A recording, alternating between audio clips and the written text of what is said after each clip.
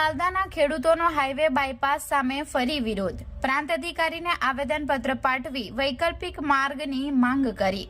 National highway 848ના વિસ્તૃતીકરણમાં ખેતીની જમીન અને મકાનો ગુમાવવાની ભીતિથી વિરોધ. પારડી તાલુકાના બાલદા ગામમાંથી પસાર થનાર રાષ્ટ્રીય ધોરીમાર્ગ નંબર 848ને પહોળો કરવા તથા નવા બાયપાસ માટે થનારી જમીન સંપાદન પ્રક્રિયા સામે બાલદા ગામના ગ્રામજનોએ કડક વિરોધ નોંધાવ્યો છે.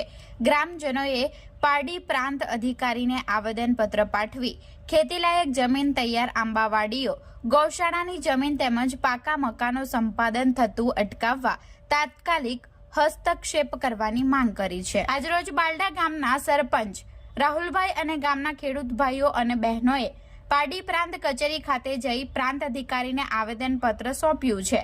જેમાં ગ્રામજનોએ વ્યથા ઠાલવતા જણાવ્યું હતું કે અગાઉ GIDC, Eklavya school, ITI, Damanganga નહેર, એક્સપ્રેસ વે અને બુલેટ ટ્રેન જેવી અનેક સરકારી યોજનાઓમાં ગામની સેંકડો હેક્ટર જમીન સંપાદિત થઈ ચૂકી છે.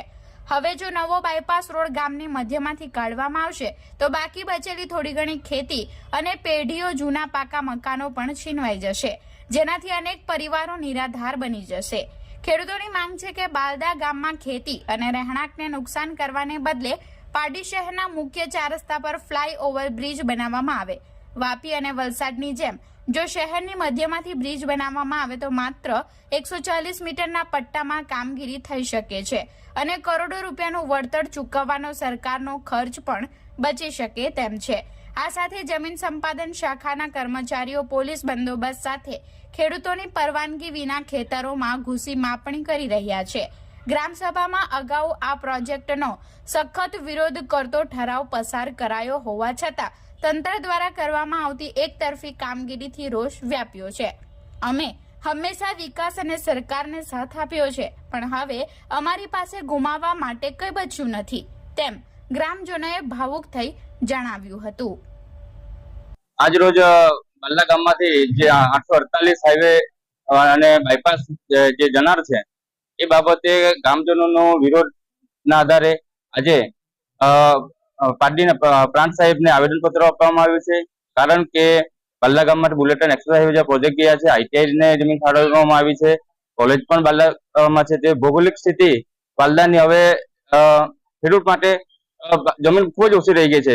ત્યારે આવી પરિસ્થિતિમાં પ્રાંત સાહેબને આજે બાયપાસ માટે જે માર્કિંગ થયું છે એ માર્કિંગ બાબતે અરજી આપવામાં આવી છે, જેથી કરીને આશા છે કે આ બાબતે યોગ્ય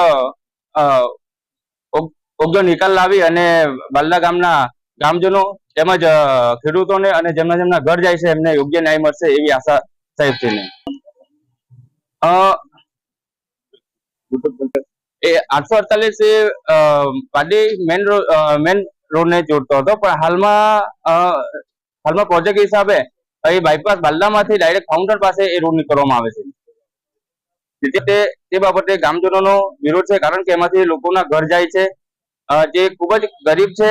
તેમજ અમુક બહેનો છે જે વિધવા પણ છે. એમના છોકરાની હાલની પરિસ્થિતિ જોવા જાય તેમના છોકરાની પણ મનમુદ્દી છે.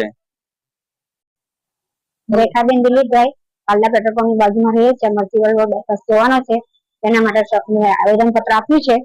એ પત્ર માટે અમને વિરોધ છે. તમારો રસ્તો જવું જોઈએ નહીં.